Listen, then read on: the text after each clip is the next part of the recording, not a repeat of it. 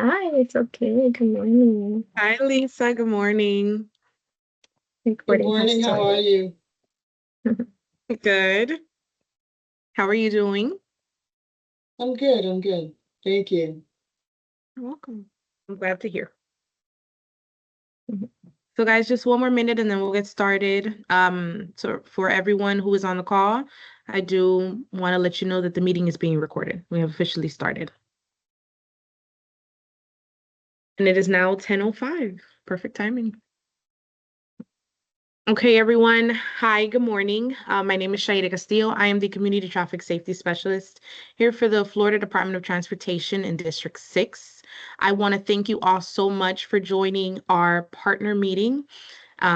This meeting was actually rescheduled due to Hurricane Milton. I just wanted to make sure everybody was safe and their focus was on their safety and whatever they needed in the time and at that moment. I'm glad to know that everyone is okay, and thank you so much for joining our rescheduled meeting. So I'm officially going to get started. Next slide, please. So the Florida Department of Transportation complies with various non-discrimination laws and regulations, including the Title VI of the Civil Rights Act of 1964. Public participation is being held without regard to race, color, national origin, age, sex, religion, disability, or family status. For questions or concerns, you may contact either the District 6 Title VI Coordinator Interim, which is DAT. His number and location are below at 1000 Northwest 111th Avenue, room 6111A, Miami, Florida 33172. His number is 305-470-5201, and email is dat.huynh@dot.state.fl.us. Or you can contact our Tallahassee office, which is the State Title VI Coordinator, Stephen Kowalski, 605 Swain Street, MS 65, Tallahassee, Florida, 32399. Number is 850-414-4742.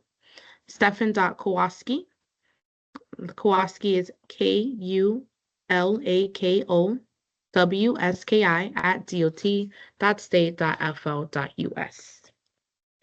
Next slide, please. So before we officially get started, we would like to recognize any federal, state, county, or city officials who may be present.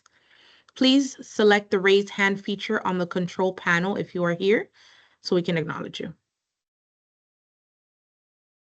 No, none at this time. Okay, thank you. Next slide. So I want to go over the protocols.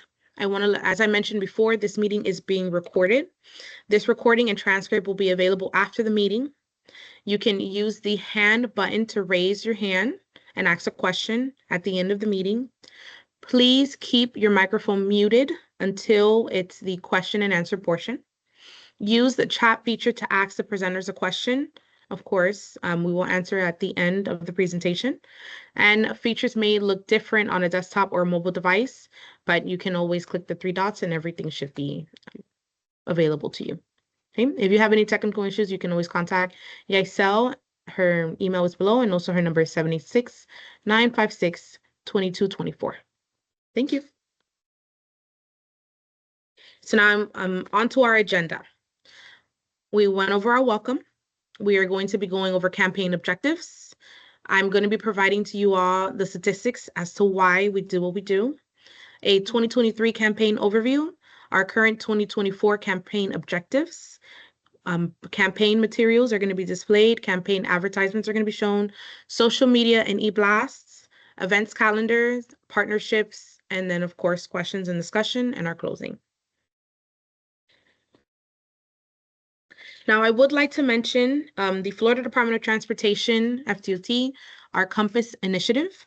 FDOT is dedicated to maintaining and enhancing the state's infrastructure to meet the needs of both residents and visitors now and in the future.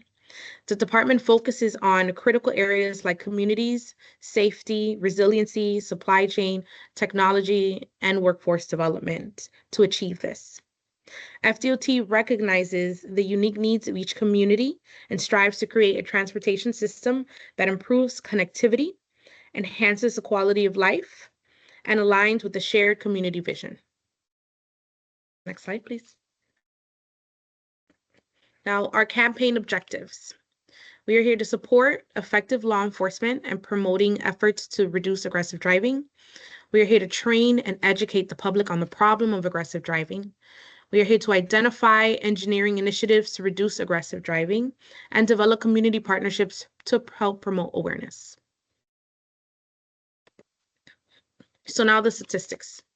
According to the AAA Foundation for Traffic Safety, millions of drivers engaged in the following aggressive behaviors include 51% are purposely tailgating, 47% are yelling at other drivers, 45% are honking to show annoyance or anger, 33% are making angry gestures, 24% are trying to block another vehicle from changing lanes, and 12% are cutting off another vehicle on purpose.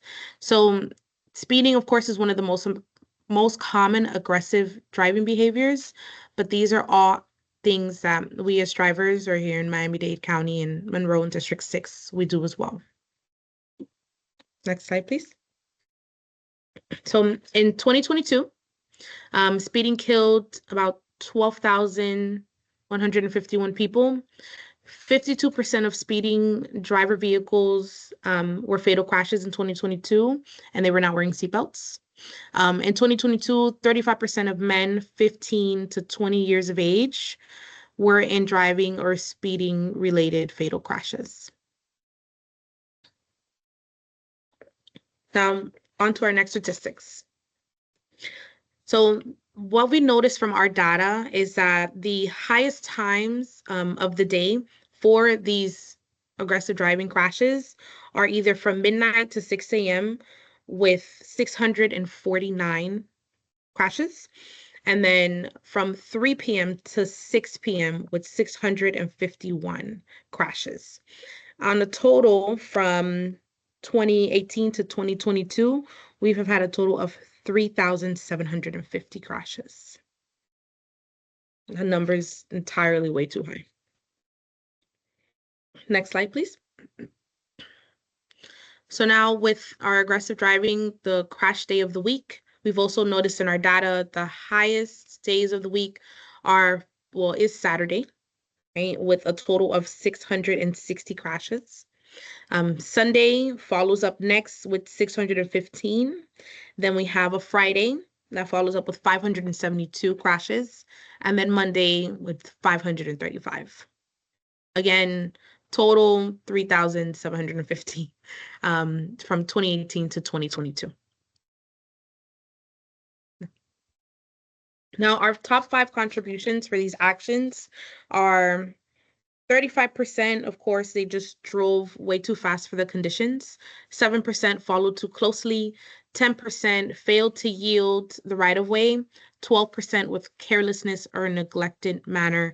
And then 21% with other contributing actions, such as road hazards or just distractions within the car or on their phone.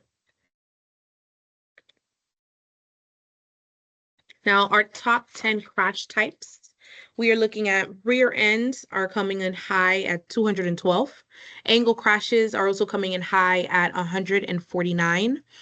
Concrete traffic barriers are 79.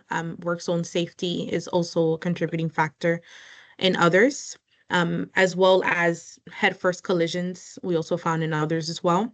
We have side swipes for 79, left turns and 30.